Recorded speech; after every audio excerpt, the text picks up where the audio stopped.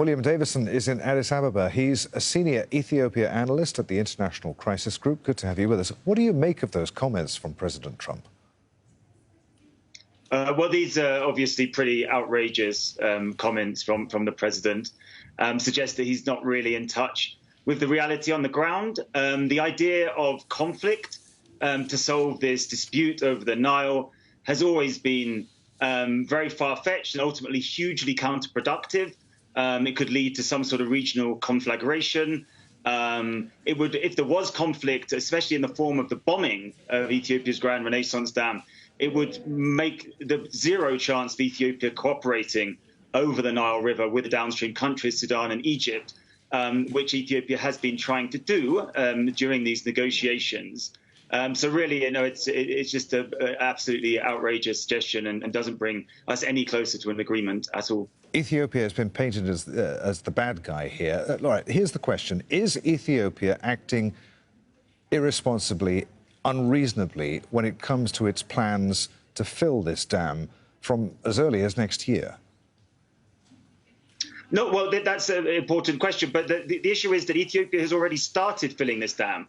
There's 4.9 billion cubic meters of water stored in the reservoir. So any bombing of the dam now would result in absolutely disastrous consequences downstream for Sudan. And of course, it was the Sudanese prime minister on the call with President Trump. So there's certainly some major question marks there. No, but Ethiopia's plan is to fill the dam over 5 years. They plan to do it in such a way so that, yes, they will be withdrawing water from the Blue Nile, but there will be plenty of water flowing downstream. And then if there are dry years during that filling period, Ethiopia has said it will impound less water during those years and extend the filling period. So, yes, there are outstanding disputes that need to be resolved, but ultimately Ethiopia's position does not seem evidently unreasonable. So what's the sticking point in the negotiations then? Why are Sudan and Egypt so unhappy?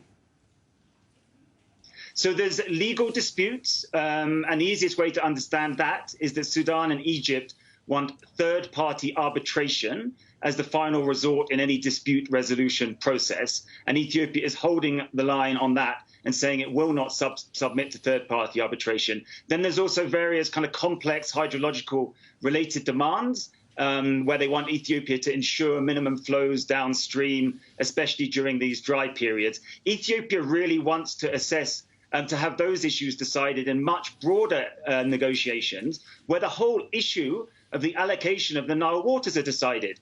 Because at the moment, there is no modern multilateral treaty governing the Nile Basin, and instead we're reliant on colonial-era treaties which allocate all of the Nile's waters to the downstream countries, Sudan and Egypt only. Really good to talk to you, sir. Many thanks indeed. William Davison there in Addis Ababa.